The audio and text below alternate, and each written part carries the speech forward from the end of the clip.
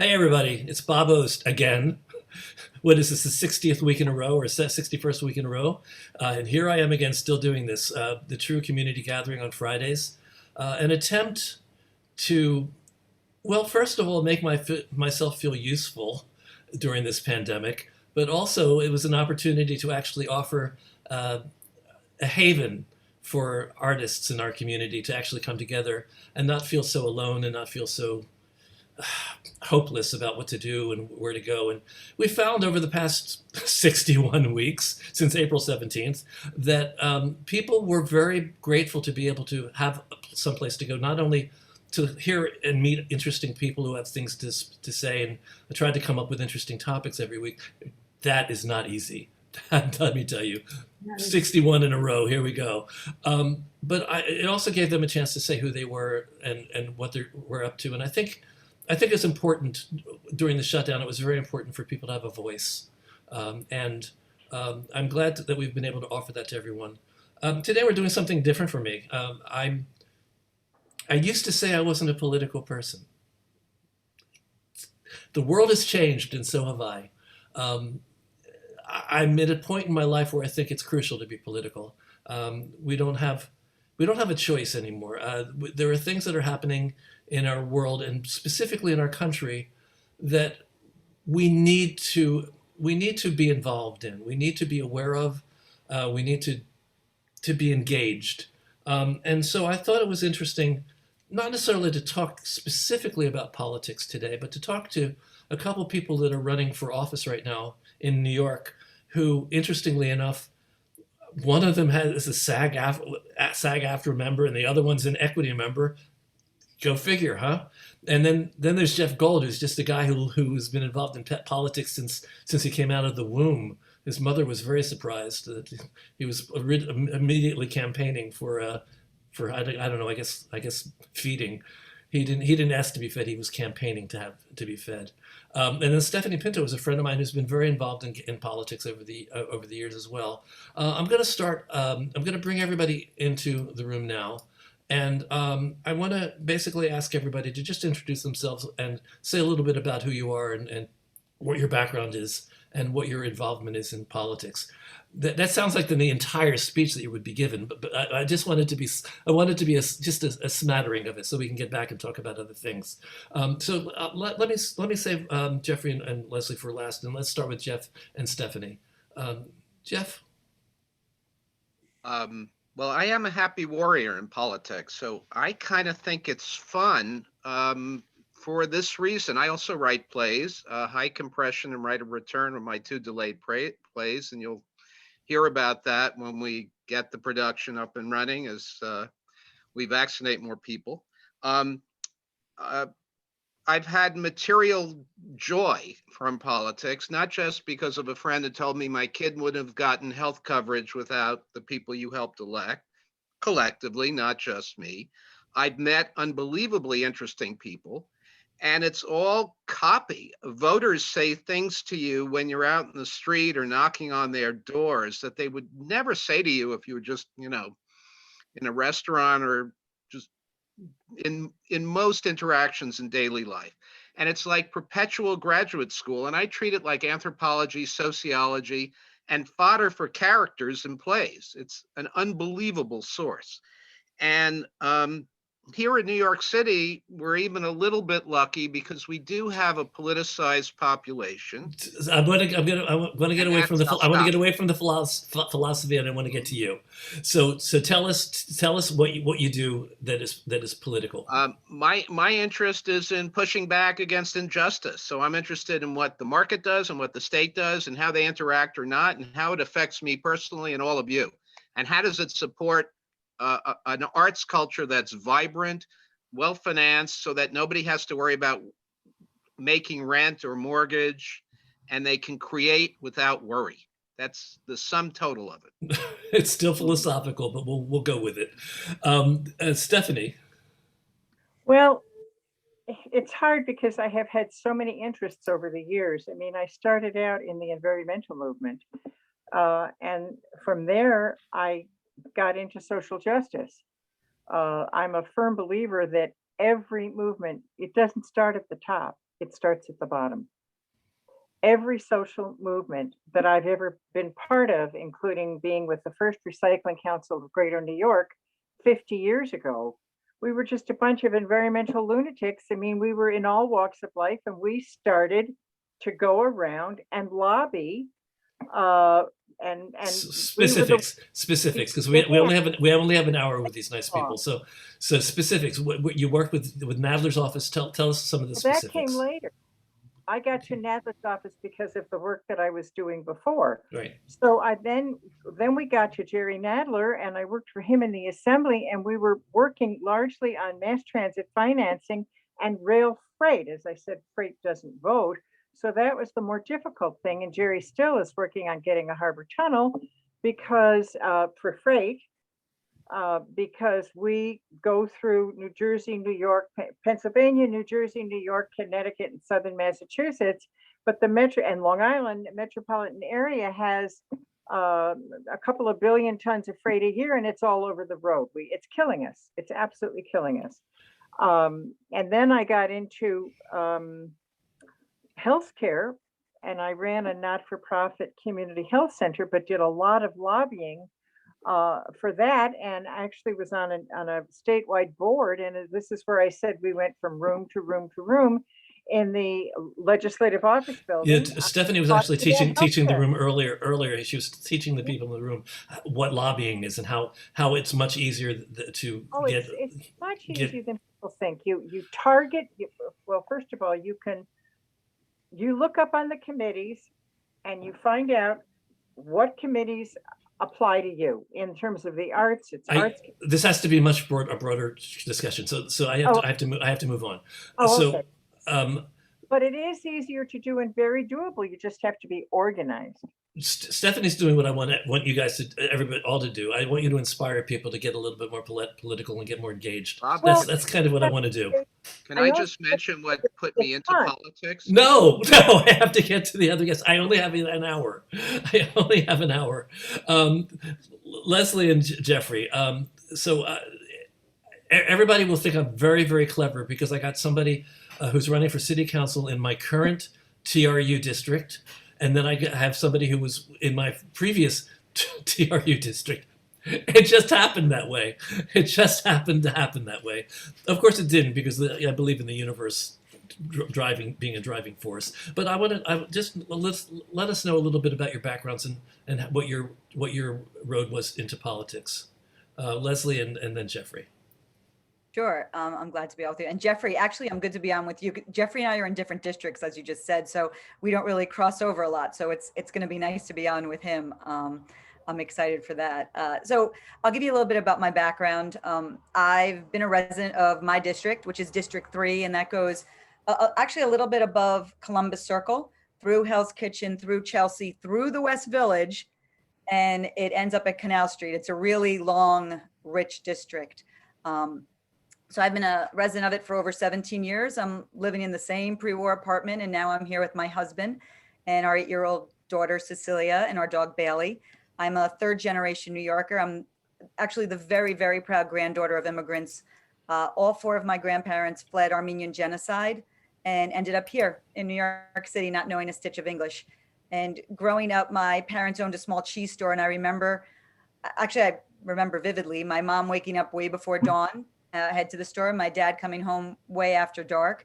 And I'm telling you these things because it really, it formed my core democratic principles. So now all my community service leading up to now really has been as a volunteer. I'm an executive member on our community board. I serve on the Hudson River Park Trust Task Force right now for greener open spaces. They joke I'm the environmentalist in our race, in our group. And I used to work at the local women and children's shelter. And as Bob said, I'm a SAG-Aftra member. So I was a reporter, an Emmy-winning investigative reporter for 20 years. That counts at SAG-Aftra, by the way. It might not be the theater, but it does count as a SAG-Aftra member. And funny, Bob, should I tell them how we met? So Bob Sure. and I met, and Jeffrey, you will totally appreciate this. We met phone banking. I am not kidding. So I was phone banking, which is you call up and you just get random people, and many of them hang up on you. But Bob and I got to talking, and coincidentally, I'm on the arts committee for my community board. So that's how we were talking. And then we had a little bit of an email back and forth, and he invited me on. But listen, for me, I'm glad I'm on with you guys because the arts are the lifeblood of my district. We have Broadway, we have street performers, and everything in between. So my neighborhood is not coming back without the arts, period. And so I understand the urgency, importance, and success of that. So I'm looking forward to talking to you about whatever you guys want to talk about. I have some ideas. I have some thoughts. Don't worry. I have a plan. That's why I'm trying to push it forward so I can get to my questions. Jeffrey, we haven't met yet, so you didn't call me. Why not? Why not? You never call. You never write. You don't live in my district. I know. I did though for years. I've been calling voters all day long. This is our first time together. Although I have seen a couple of Zooms, and she always does a great job. Thank you. You're welcome. I'm an actor, like Bob said. I'm a member of Actors Equity. I'm also a member of SAG-Aftra.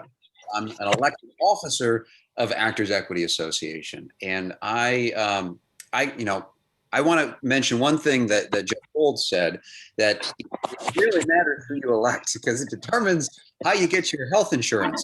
And I was very lucky to qualify for health insurance through both Actors Equity and SAG-Aftra. Now the pandemic hit. I lost my Actors Equity insurance. My SAG-Aftra had another 3 months left on that before it would run out. And then, thank God, we elected Joe Biden as president. And in the March American Rescue Plan, he included COBRA subsidies, which would extend my health insurance for another 6 months and fully subsidized by the federal government. That makes such a huge difference in my personal life and in the lives of so many of my fellow union members. And I'm so grateful for that. I got into union organizing through, I was working at the Public Theater several years ago, making. I've heard of it. Yeah, it's been my artistic home over the last, over my whole career. I got my start at Shakespeare in the Park right here in my neighborhood at the Delacorte Theater. And it's been my artistic home ever since. I was doing a show downtown at the Public with a take-home pay of about $400 a week, which you all know is not enough money to survive in Manhattan. And that was the situation for all of the actors and stage managers working off Broadway. And these are actors at the top of their game, getting rave reviews in the New York Times, bringing in millions of dollars for these theater companies, and making not enough money to pay their basic monthly expenses. So we got together, we created a campaign called Fair Wage on Stage, and we started organizing the whole off-Broadway theater community. And Actors Equity had never done anything like this before. And that campaign gave the union leverage at the table to sit down with the Off-Broadway League and say, we need to do better than this. That year, Equity negotiated record-breaking wage increases up to 83%. And when they announced the terms of that agreement, I realized that this is what I was going to do for the rest of my life. I was hooked. I'm a labor organizer, and I ran for a seat on Equity's council, and I won. I've been governing from the inside ever since. And then when the pandemic shut down the whole industry, we realized that help wasn't coming for us at any level of government. At the time, the US Senate was negotiating the HEROES Act, so we started organizing a new campaign called Be an Arts Hero. We organized the national arts community to collectively lobby Congress for direct arts relief. Our organizers sat down with over 60 US Senate offices, and we found a very receptive audience with Senator Amy Klobuchar, who proposed the Save Our Stages Act.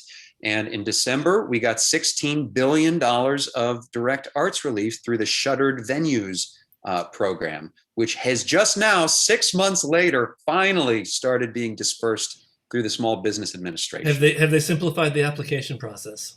Oh gosh, I don't know. I'm glad I don't have to go through it personally. But it's defeated many people that I know. So I want to just say to you guys, all of you, and to the room, the reason I wanted to do this today, it's personal. I have a gripe. I listen to politicians. I watch debates. I'm very aware of what's going on. Am I the only one, or does anybody notice that the arts are almost never mentioned in political speeches? What's with that? Uh, Yeah. I have an idea. Yeah. okay, yes. Jeffrey, do you want to go? Go ahead. Sure. After that Fair Wage on Stage campaign, where we realized that some of the theaters had more money to give us, and some of them didn't. Some of them were tiny theater companies, and if they didn't have more money to give us, and we couldn't afford to work at these rates, then we had to go get them more money. They're all not-for-profits who get government grants. Well, let's go get them more money. And like Stephanie was saying, lobbying is actually easier than it sounds. So we started sitting down with members of the city council to get them more arts funding. And through these, the first question we would always ask is, what's the last show you saw? And we'd either ask their legislative director or their chief of staff or the city council member themselves. And for most of them, their eyes would go blank. They hadn't seen anything. They didn't have a personal relationship with the arts. And the arts budget, the way that it's currently dispersed, is 70% of it goes to the large cultural institutions, mostly in Manhattan, in Midtown. And so if you're a city council member who represents Far Rockaway, Queens, what incentive do you have to vote for that arts budget when it's not going to your district? Your constituents aren't benefiting from it directly. That's why it's so difficult to get politicians and our elected officials to talk about the arts. I have a maybe a more blunt answer, because people think it's expendable. And I think that's the sad truth. I'm on the budget task force for our district. And what that means is it's part of our community board. And we go through budget priorities every year. And then we send it into City Hall and the mayor. And these are our budget priorities. What do you guys think gets pushed to the bottom of the list or gets cut off when we don't have enough? Oh, the arts. Because, well, we need homeless services. That's a must. We need, the education. That's a must. And I don't think that people realize how important and fundamental arts is. And Jeffrey, you probably know this too, because as you're running, you're talking to parents. In our schools, I don't know if anyone knows this. I have an 8-year-old. In our schools, do you know that education, the DOE education baseline, does not include arts? It includes a little bit, maybe some, painting or something. But all the arts programming in our public schools, and I'm talking about, the extra dance or maybe some things like that, theater, that's coming from PTA funds or some sort of extra outside source. And if your school does not have that money or you cannot raise it, you are not getting a band practice. You are not getting, Alvin Ailey. I say that because it's right on my block. Alvin Ailey coming into your school. And I don't know, Jeffrey, if you find the same with yours as well. Yeah, the arts. Sorry. I was just saying that the arts education budget is a separate line item. And last year during the budget cuts, we saw some pretty big arts education cuts. So we're going to have to restore those. There are many reasons why. Part of the Alliance for Quality Education and Campaign for Fiscal Equity, which has lobbied for years to get New York City its just share of state education funds. And we're still owed money, and Cuomo is still holding us up. We had to fight last year, apropos of what Leslie and Jeffrey said, a 70% cut in what arts funding there is in the New York City public schools in the panic to deal with COVID. And we understand it was a panic. We were all panicked. The suburban districts in New York State, who get a much higher, they spend 3 to 4 times per student, have substantive arts budgets. It's not enough by my lights there either, but we need to get our rightful share. And that's part of the lobbying in Albany of our education equalization program, where we sued based on a 19th century law to get New York City kids their rightful share. And we left it so much to arts, and friends of mine at large institutions like City Center and, some of the commercial theater companies who are doing really good work to go into schools to take the arts to communities, never have enough money or funds. And there does need to be a component within the public schools meeting them. It has to be two-way. Stephanie, you had your hand raised. Take yourself off mute. Zoom doesn't let the host unmute people. Am I okay now? Yeah. Can you hear me? Yeah. Okay. I absolutely, I agree with what you're saying. And I wanted to make the connection with that and with what we call members items. A lady was speaking about it earlier, I think in Texas, with kids who commit suicide. And I agree, I am horrified at at how much the arts has been really taken out of schools. But I think that this is where the whole concept of a members item comes in, where you target certain schools in areas that have certain problems with programs, meaning arts programs, plays, or whatever, that are relevant into that community. I mean, she used the example suicide, but I'm sure that there are many similar examples. And see if you can't get a members item, a dedicated amount as part of all members have a little bit of private funding under the budget. It's called a members item.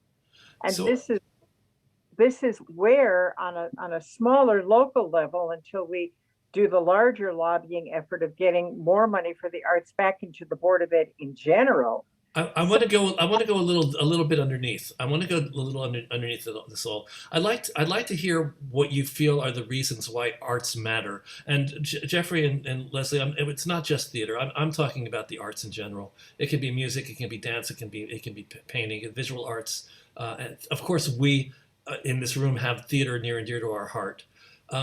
What can we tell people so that they will understand why we shouldn't be put on the bottom of the list? Who's going first? Do you want me to start? You can go. Yeah, you got the mic. First of all, I'm a very practical, down to earth person. On a national level, the arts account for at least 4% of our gross domestic product. In New York City, it's considerably higher. It's 7.8%. In New York, I'm convinced of that. So that I think that you, especially in Albany, but also with the city, you say, you want to keep theater going. It doesn't just happen. It happens because it starts in the schools where kids get trained in the arts from kindergarten. I was so fortunate because I was, by my parents, went to a small Catholic school in Manhattan, but we had ballet lessons that my parents insisted on. I had my first piano lesson when I was 8 with a man who was one of the best organists in the city and the musical director of WNYC, who was a close personal friend of my parents. You know, and I went to a high school that had a strong drama club and a strong glee club, but not every kid gets that. And if you're going to have actors who are ready to perform at a certain age, it starts when you're 6. So I agree with that. I believe that very firmly and very deeply. No, we have to have enough time for everybody. So Commenting is critical. I'll unmute. So Jeff, can you say it in a minute or two? Yeah, sure, Bob. You're a ruthless moderator here. I am. So Only because you guys said that you have to leave at 6, and with no grace period, I have to make sure that we get through this. In New York City, the creative economy is worth. Oh, I'm sorry. The creative economy is worth $110 billion annually. Broadway alone, for every dollar spent on the Broadway box office, $12 are spent elsewhere in parking and at restaurants and at travel and hotels.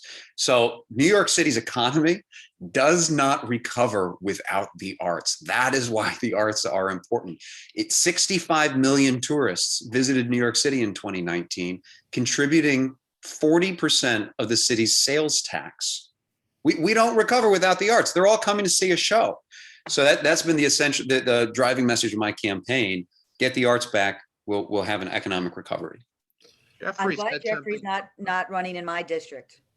It would be tough because he took the words out of my mouth. I mean, I live in Hell's Kitchen, and you could see tumbleweeds going through our area when COVID hit, not just because of COVID, but because of all the people who work and live here. So Hell's Kitchen, many of you know, I mean, it's a little gritty, right? And that's why I like it anyway. And I say that I romanticize it maybe, but it's, so a lot of the stagehands, a lot of the people who worked behind the scenes, it's not just the performers or the composers. I have someone who lives across the hall from me, and this is great. She owns a company called Bra Tenders. And what they do is they supply corsets and undergarments for Broadway and live performances. That's how specific we're talking here. And she has gotten, wiped out it went from a huge thriving business where she's getting Beyonce 50 corsets for a performance or a tour to 0. No one's coming in. And our district is specifically, hit by that. And Stephanie is 100% right. And Jeffrey, what you just said also is, we're not coming back, specifically my district, without those people, and not just the tourists coming back and not just Broadway opening up, but the people who live in the area, because that's the foot traffic we get with the restaurants and the barber and, the candy store. If there still is a candy store now, we can get to that thing later. But anyway, so yeah, and it does go earlier from when you're a child and how that, it's in you and how, you connect with the arts and how it develops, I think. Bob, you ask the $64 question, and Jeffrey and Leslie both made reference to it. It's the multiplier effect that we lobby on as citizen lobbyists or professional lobbyists, or I work with equity and SAG-Aftra too in my role at Healthcare for All. We say it generates this. We know that the fire industries, finance, insurance, and real estate, except for real estate with immobile assets, are pretty fleet-footed.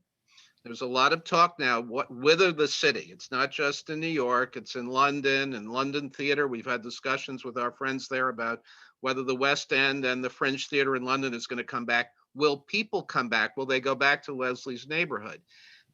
It's sort of crucial that we create this ecosystem, but the question for me that continuously confounds me in New York City is Jeffrey's point that we have a lot of electeds and a lot of citizens in the millions for whom arts aren't integral to their lives, to which I've been asking for years, why bother living here? It's not the great swimming at the East River Bridges. I mean, there are easier places, unless you have an absolutely embedded job that you can't leave or can't afford to leave, or a wonderful, and I support rent regulation, a rent regulated apartment that you can't afford to leave.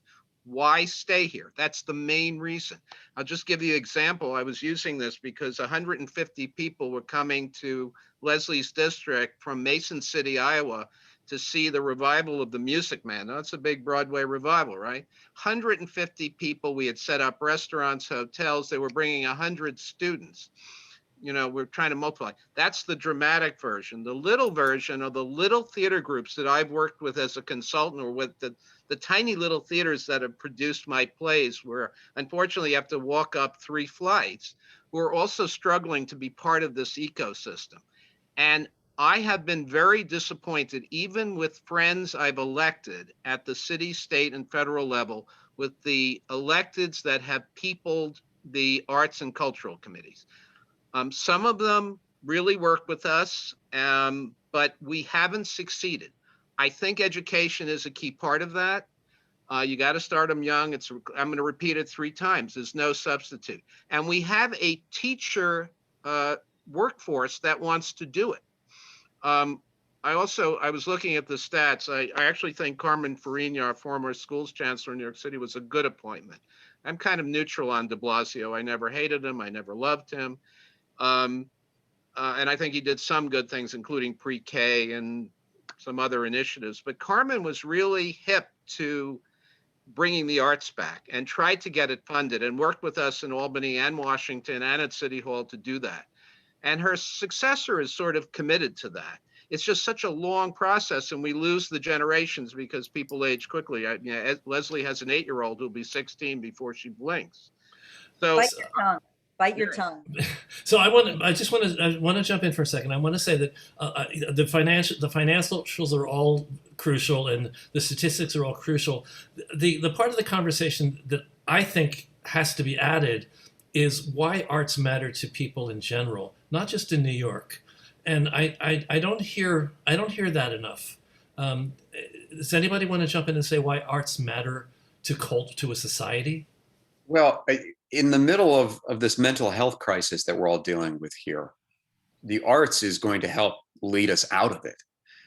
Here in the Upper West Side, we have more artists living in this neighborhood than anywhere else. We also have more arts patrons. When the voters that I talk to on the street, my arts message resonates with them because they all have subscriptions to the opera and the Philharmonic and the ballet, and they go see Broadway shows, and they cannot wait to get back. And we as a people in general are not well. None of us are well after the year that we've been through. And the arts provides catharsis. It provides a sense of community, a shared experience that you don't get anywhere else. And it's fun to sit at home and stream a TV show, but you don't have a shared communal experience like you do in the performing arts. And if I believe that the arts is the soul of a culture, of a nation, of a culture, of a society. It's really our soul. And Bob, if you want to get to the younger kids, I mean, we're talking, I mean, this is science, right? We're talking, I mean, it's development of motor skills, of language skills, of social skills. I mean, Right. It's not just, I like going to the museum, this is a pretty picture, and I leave. When you talk about children, I mean, yes, math and reading, of course that's important. But what art education connects cultures. It connects, it provides challenges that maybe, math or science, it's just a different working part of your brain. And I don't want to get too science-y, but really that's all proven and known. And that's why, as Stephanie was saying, and actually Jeff was saying too, how important it is to start early. I think it's a sneaky way of fooling children into seeing a broader worldview. It's kind of a palatable way of them expanding their horizons. I mean, we have a country right now that is filled with people that are very narrow. They're very narrow in their focus. They're very attached to that narrowness, and they don't want to move beyond who they know and what they know. That's why we have this fear of this horrible things that's come out of COVID, that we suddenly realize how big a problem we have with fear of the other, with this resistance to inclusion, which is blowing up in our faces right now. I can't help but hope that with greater education and by infusing children with an understanding of cultures beyond themselves, we would have less of this problem. I might be a little idealistic about that, but I think that we need to look at it. I interviewed about 300 Stephanie, people for council in my organizations. I haven't interviewed in District 6 yet, amazingly. But we have been putting these arts questions in. I mean, it's very TRU-esque, very Omura, Boghosian-Murphy-esque, Pinto-esque. And I've been trying to get commitments. Now, here's the good news. In New York City, we have the best or least worst public finance and transparency system in the United States under the strictures of the Supreme Court Citizens United $1, one vote rule. So friends of mine and people I just met can run for office, particularly for council, and not be rich and get elected. And they have in previous. So you would think that would give us a wider swath of people like Jeffrey who are actually practitioners in the arts. And we've been trying to recruit them to run for office. As you know, this is a very expensive place to live. And people were leaving New York due to high housing costs before COVID hit. Because of high housing costs, all our arts institutions have to deal with massive overhead challenges. So that's always been thus in New York and always been in the background, but it's been acute in the last few years. We've gotten some traction. Some of these districts, there were 7 to 14 to 24 candidates per council district. Multiply that, just New York City.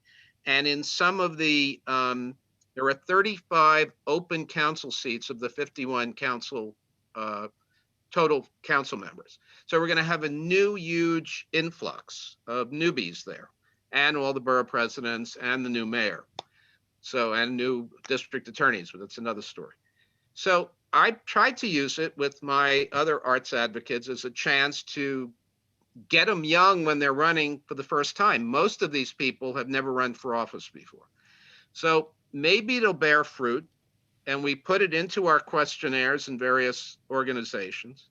And it's our job to stay with them. So we tried to do this last cycle because we have term limits in New York. This time we have to stay with them much like, what's that expression, like glue. We need to work with them from the moment they're elected, whether we supported them or not, and stay with them all along. And we need to mobilize some of the true participants to just make a phone call a month or an email a month. This theater needs that. This historical society in Corona needs that. This dance studio needs that. We just need to do some de minimis organizing and show up at the committee hearings of the Cultural Affairs Council. And my last word on this is, for all we argue about in New York City, and look, we do have to feed people. We do have to get them in school. We do have issues of streetscape design, maintenance, and safety. But 10% of the budget is what basically isn't mandated right now. We can argue about the police budget, the corrections budget, but essentially we're talking about 10% of 100 billion plus New York City budget. So we also have to make a case that that percentage needs to be expanded to the arts. And there's a reason, and it's exactly the case Jeffrey and Leslie and Stephanie made. We'll get money back, and other industries are not going to be as likely to grow this economy sustainably. I just want to say to Jesley, who my intern who's working this, could you see if there are any questions in the chat that need to be answered? I saw that there's a couple interesting interactions.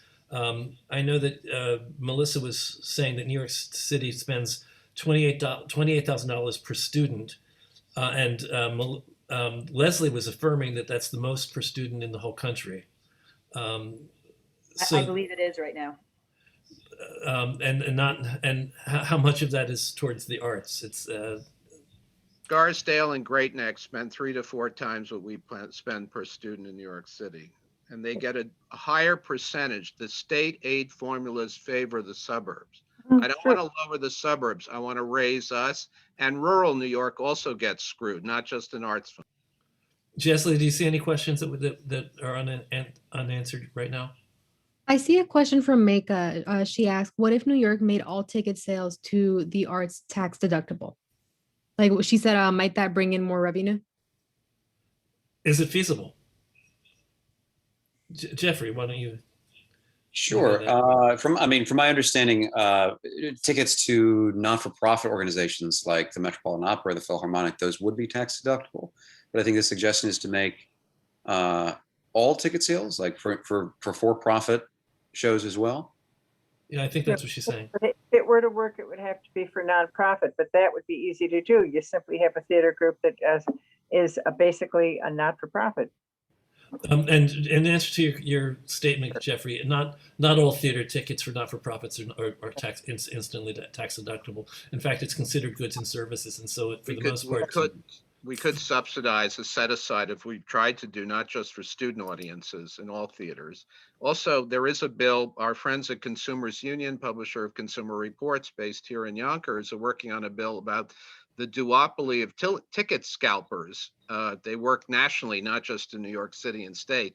So we need to deal with that, and I can send you the information about that. There's actually a bill in Albany to deal with that. But that's there's something else that could be thrown in when I talk about members' items. If you want to go to certain high schools, members might be able to be persuaded to give some money from their members' items to kids to go to the theater, which would swell the tickets being sold because the members would be buying them for the students in their district. TCAT says that she's on the board of a foundation that gives money to arts and education, but now that we have pivoted to just feeding people. So this family foundation has lowered its funding of the arts now too. Well, obviously priorities have switched. My problem isn't the priorities of the switch. My problem is the priorities that were never there to begin with. Can I shades of Joe Papp 1956 when he went into the park? I think it was 1956 the first time. One of the things we've learned in the pandemic, I've had, in fact, when I was running early voting sites in Manhattan, I told every actor out of work, I mean, they weren't getting paid, every comedian, every musician, you have a quarter-mile queue you can entertain and talk to. But we have been trying to do productions where we never did them before. It's subject to weather and season. It's hard to do. You can't like them. We need a public subsidy to make them pay the performers, artists, and crews that are doing them. But it is a chance to rethink bringing at least portions of productions or teasers of productions to every community in all 59 community boards in New York City. The resistance to, I always needed to be, even though I joke about alternate spaces. Remember the Obi parody song from 30 years ago? So many alternate spaces, and it was just about being sweating or freezing. But we've sort of gotten over that hump now because we know that was the only safe place to go. That's something that we've been bringing up with these candidates. And that, I could bring a theatrical teaser to Tottenville for students and adults and then say, come here, and then have that local council member reinforce that and make them part of I think it's legitimate. That's what they do when I lived in Europe, in the Netherlands and Britain. They did that locally. Reinforce that the show is playing, if it's playing in Manhattan or downtown Brooklyn, you can come to this thing that you like. And make that a public responsibility and build it into the city budget. It's not that expensive. I'm going to go into a slightly different direction for a second. I want to say to both Leslie and Jeffrey, you're taking values and beliefs into politics. Do you have any concerns about whether the realities of what you find when you're there are going to be prohibiting you fulfilling your dreams and your visions? This is just another way of saying that a lot of us really avoid politics because it just seems so dirty and just unmanageable. What are your thoughts about that, Jeffrey? How are you gonna keep your ideals and values alive? Yeah, that's a good question. I have no idea. But here on the Upper West Side, we've been dealing with some very divisive issues over the last year during the pandemic. And I've never seen the community talk to each other this way and the way that they have. And whoever wins this city council seat will have to put the pieces back together and bring the community back together. So I have intentionally been leading my campaign in a way that makes that possible. So we've been very careful not to antagonize anyone, not to criticize anyone, to keep it focused on policy and on ideas. And I think, I think I learned that partially, at least from my life in the theater, working with diverse people from diverse backgrounds. And well, it's a great playwriting lesson, which is basically that no villain thinks that they're evil. The villains think they're right. Great acting lesson too. Yeah. Yeah. You can't play a villain if you think you're the villain. Yep. Yeah, I don't know. I guess I wish I had a better answer to that. I have a question I asked some of the people we're interviewing. I play a character in politics, but it sits well on me. I'm an aggrieved bourgeois. It didn't sit on me so much as I was a 17-year-old activist, but now that I'm gray and over 60, and I can work it in the suburbs, wherever it was sent, any part of New York City. There's so much showbiz in politics. I know the old cliche was, Hollywood for ugly people, which is not true. We actually have a really way better looking people in politics. I'm not just saying that because of who's running here, but we really do. But I always ask a candidate when I was running campaigns, do they have any poetry about them? Do they have any showbiz about them? It's actually essential. And you need that not only to get elected, you need it in governing realistically. There are some people, Jerry Nadler is also a friend of mine, who's Stephanie. I think I met Stephanie through Jerry, who's, very genuine and very smart and very voluble and tells funny Yiddish stories to people who, aren't Jewish too. So, that's his mind. But the people that succeed and I've noticed sort of keep their integrity in a difficult game, know these things either instinctively or actually think about it. And if you don't persuade people and you can't bring them along, that's the other part of politics. You're not going to get your policies set in legislation anyway and get them signed. So I'm going to go to Leslie because I still want you to answer my question. I mean, I'd be terrified of stepping into the waters of politics. You know what? I think it's an excellent question, and it's really a personal thing, right? When you go, and I think Jeffrey and I are in the same boat. And Jeffrey, if I'm speaking for you, I don't want to, tell me, but we're both in races where there are quote unquote machine candidates, right? That have ties. They have ties to establishment. They have ties to interests, for better or worse. For better or worse. I think when you go in fresh, when you go in with a new set of eyes, when you have ideas that you know what, why can't we do this? Why can't that be done? It really brings an energy to it. And I think even listen, you look at politics, right? And even the best politicians, you think, get a little jaded, like you were saying, from the system, right? But I think it's also your, like Jeffrey was saying, it's your internal makeup. I was an investigative reporter for 20 years, right?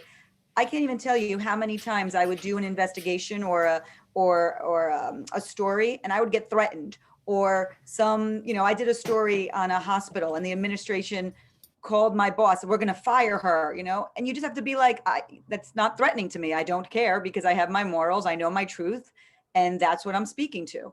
And I have a story and I'm helping people, or you like to think you are.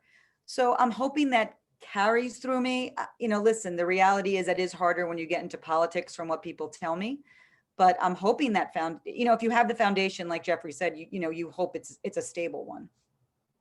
And, over the last 7 months of this campaign, I've been talking to absolutely everyone in my district. And I've had some people on one side say, why are you talking to them? And I've had the people on the other side say, why are you talking to them? And it's because I know who I am. I know what my values are. I know why I'm running, what I want to accomplish, but I'm going to be representing everyone. And that's not only what I believe will make me a good representative of this district, but it's also required with ranked choice voting. You can't win an election with ranked choice voting by only turning out your base. You have to talk to everyone. Amen, Jeffrey. And I think it's for the best. It's the best for both the candidates and the voters. This might be the place to talk about the shamefully low historic voter participation levels in New York City in the last 35 years, 40 years even. Bill de Blasio got if you must. 3% of the eligible electorate elected Bill de Blasio in 2013. I have bets out. I hope I may win, but I'm not with any joy. Any winnings go to TRU and New York in that order. Seriously. I'm predicting maybe a 2.5% turnout, which means that Jeffrey and Leslie can win races, micro-targeting with the ranked choice voting system I also lobbied for, but didn't lobby for enough voter education money. Mea culpa there too. But that says something also. Now, some of it is fatigue. Bob, you mentioned this. We just fought fascism at the federal level, and it's a global phenomenon. My friends in Hungary and the Philippines and in France are worried about the same things we were worried about under Trump. Talk about enemies of the arts. Someone from New York City who had no feeling for the arts got to be president, right? Was an enemy of it. So that did exhaust a lot of us. We didn't have any time. And there is a sense, not at the council level so much, that the mayoral race is kind of a sour experience, because nobody in New York City thinks we've sent our A-list people in to run for mayor, which is arguably the hardest political job in the United States. You can't even print money. And I think it is harder than being president in some way. I don't know why I just want to, I don't agree with that. I think there's some terrific people. In fact, there's so many terrific people that I don't actually know how to rank them. The only one that I will say, though, I shouldn't be taking anything that sounds like a position, but the only thing I will say is the only person in the debates that I heard say anything in favor of the arts and in support of the arts was Catherine Garcia. I didn't hear anyone else say a word. Was that this week's debate? Last night. Oh, I actually haven't seen it. So a couple weeks ago, I saw that she was at the farmer's market in my neighborhood. So I ran over to her and I said, Catherine, you have a real shot at winning this, but you need an arts platform. Right now, the arts community is talking about Stringer and Wiley and Garcia. Or no, sorry, it's Stringer, Wiley, and Morales. They're not talking about you. Let me help you write an arts platform. And she said, okay, here's my card. And I've had one conversation with her political director. That's as far as it's gone. But I'm very happy to hear that she's now talking about the arts. You clearly had an influence. You got her on the debate stage talking. Absolutely, I was stunned. It's like, whoa, haven't heard that before.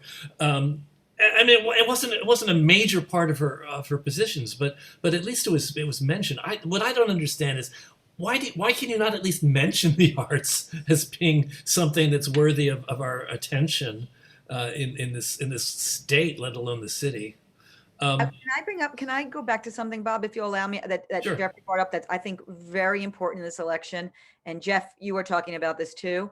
Ranked choice voting it could be a game changer. We don't know if this election it will be, if enough people know, maybe in a few elections down the road as people get more familiar with it. But ranked choice voting is changing the way the way candidates approach elections. It's changing the dialogue. It's changing how we talk with each other. Jeffrey, you might have done this too. I actually called two of my opponents and the three of us went together. I ended up campaigning for one of them. I was like, no, I think she would be really good on that topic. Because it's okay to get a number 2 vote in our case, or a number 3 vote. It's just, as Jeff said, if that education and people are there, because we're running into, I don't even know who I'm voting for mayor. I don't even know the names. I can't even get into 1, 2, 3, 4, 5. I can name all 10 or 8. know, That I San said. So I just want to say, Jane Dubin makes a comment that I think is worth looking at. Some people view the arts as elitist. How do we change that? I mean, the arts aren't really elitist. I think the arts are essential. Put it in the schools. Put it in the schools. Teach it. Bring it to the neighborhoods. Bring it to the neighborhoods and connect it to existing institutions. Yes. Well, we've got to find ways to bring down the cost of tickets. Music Man is on sale right now, from anywhere between the low cost of $500 all the way up to $1,300. I saw. So if you look at it from that prism, yeah, it's pretty elitist.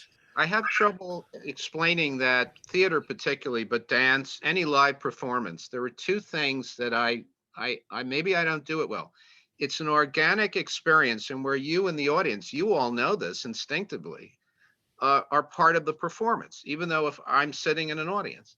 And the second is it's an irreproducible, in some ways, unique handmade product.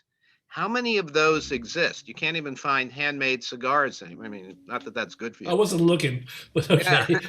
But and I say that, and I said, this is what makes it so wonderful, but also we know so fragile, and why it's so worthy of support. But it's also the experience that if people experience it, is the most vivid in a way. And it is, I can't believe I'm still saying this. I was saying this when I was 15 and 25 and 35, and I'm in my 60s now, and I'm still explaining it. And I have to admit, we haven't grown the constituency anywhere in this country, at least, in substantial ways that instinctively get that. So I am open to criticism that I'm doing something very wrong with my organizations in the political process, even though my organizations are all umbilically connected to all the arts unions. I just want to respond to Jeffrey Omura. As long as we tie arts to Broadway, they're going to be elitist. What we have to do is we have to educate people that the arts are more than Broadway. The arts are all the independent theater that's done in the city. There's 1,000 indie shows that are done a year, as compared to 60 that are done on Broadway, or back when we had theater. Somehow or other we have to. It always goes back to education, and I don't know how to solve that. Other than to keep bitching about it until somebody finally hears me.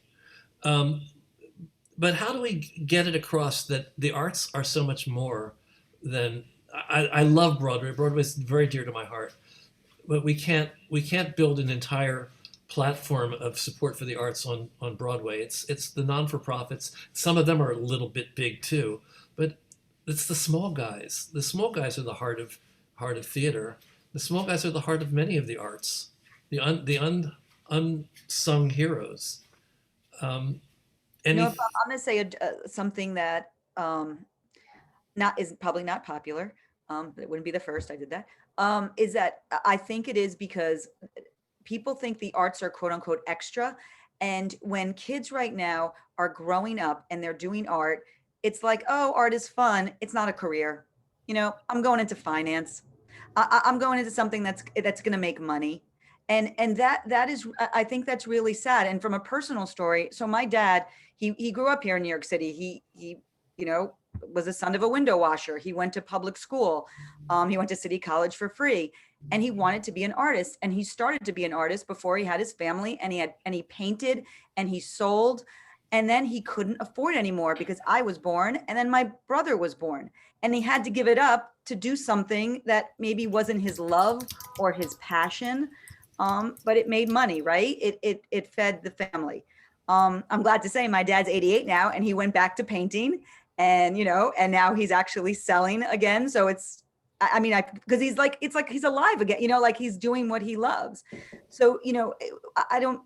We have to get away that the art is extra, that the art is like, something. It's just, there's everything else that's important, and then you can do art. I mean, you guys might have a better take on that than I do.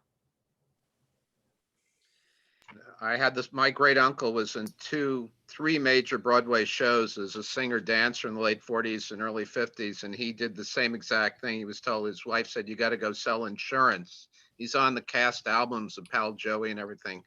Tragic, right? That's the only way, that there's no alternative. Hey, I started writing poetry when I was 4 years old, wrote my first plays when I was 14, and my parents still said when I was 18, have something as a backup. They actually convinced me to go into advertising.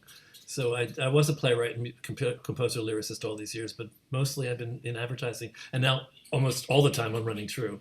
I think we need to wrap up because you guys have to leave, right? Yeah, Bob, I wanted to answer your question though.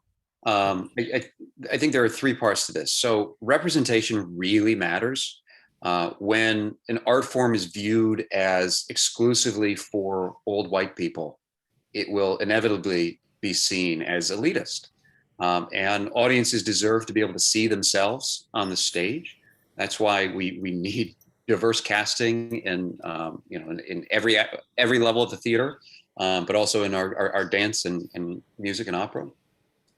Secondly, if I can remember what I was saying, over the last year, a lot of our nonprofit off-Broadway theater companies have rediscovered themselves as service organizations. They're not just there to produce plays, they're there to serve the community.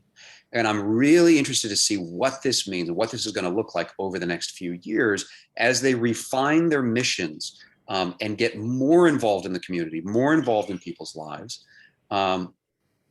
Because I don't know what that looks like yet. But I think that'll help break down that idea of elitism. And then third, I've had some conversations with some arts educators who work as contractors. They apply for contracts through the Department of Education, and the Department of Education contracting system is a mess. It takes months to navigate. Nobody knows who to call. I can't believe that. No way. The phone calls don't get answered, emails don't get answered, and they're lucky to get the contract. And then it takes another 6 months to get paid after they've actually worked in the schools. That's a big problem that the next mayor, the next city council has to figure out how to fix so that we can get more arts educators into our schools. So all of you run for office, join Jeffrey and Leslie, and let's wish them luck. Well, at least I hope all of you are at least not going to be afraid of having your voices heard. And like Stephanie was saying, the lobbying is not as hard as we all think it is. Although I don't know if I have time to go upstate on a Tuesday. I'm stuck here. I sit at this chair 10 a.m. to 7 or 7:30 p.m. every day. We do Zooms and conference calls now, Bob. I don't have to go up there much either. I'm going up the first time in a year on Monday.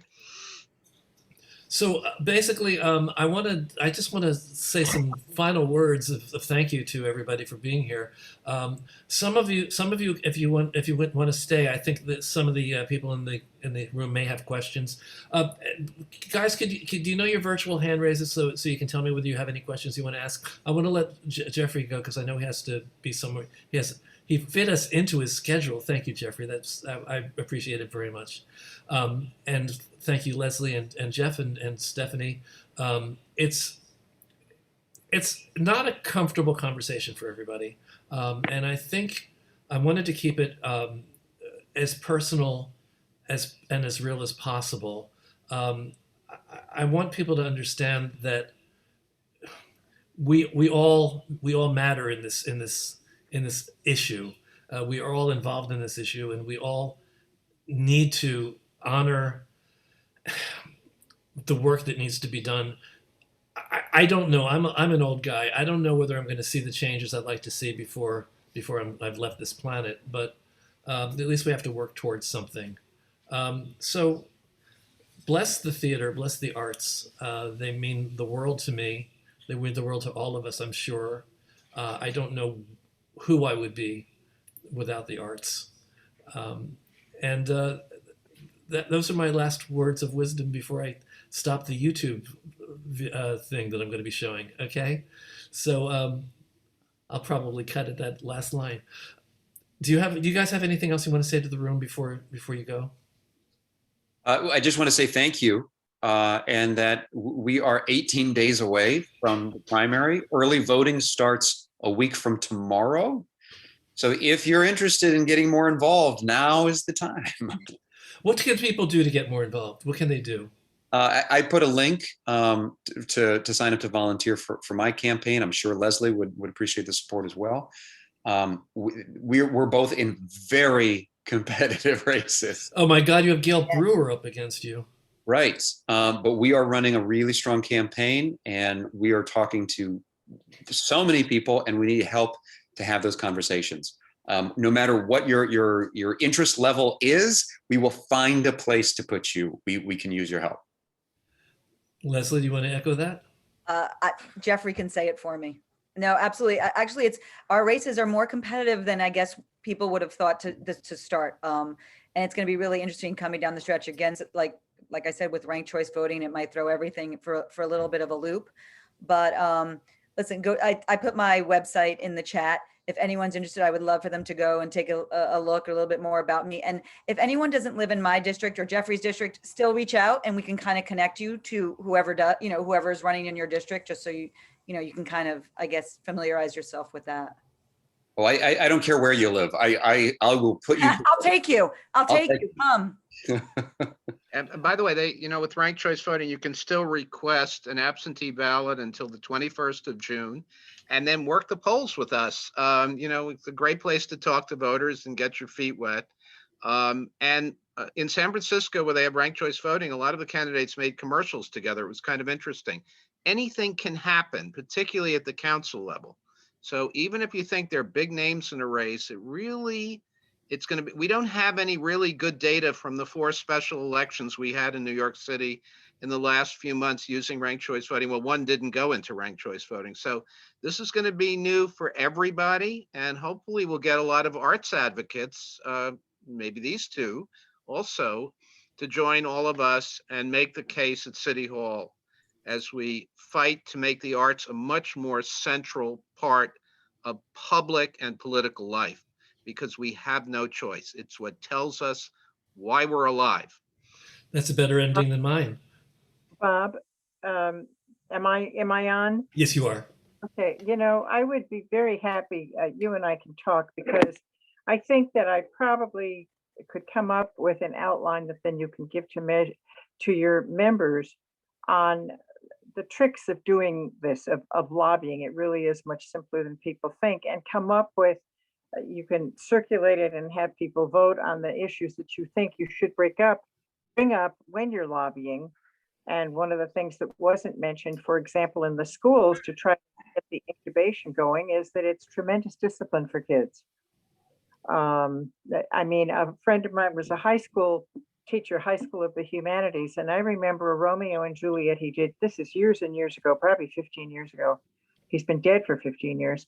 Those kids were as good, I'm telling you, as you could have seen in Shakespeare in the Park. And they built all of their own stages, their staging. They were incredible. This is the High School of the Humanities. But that was a very special school. That kind of stuff should be going on in every high school.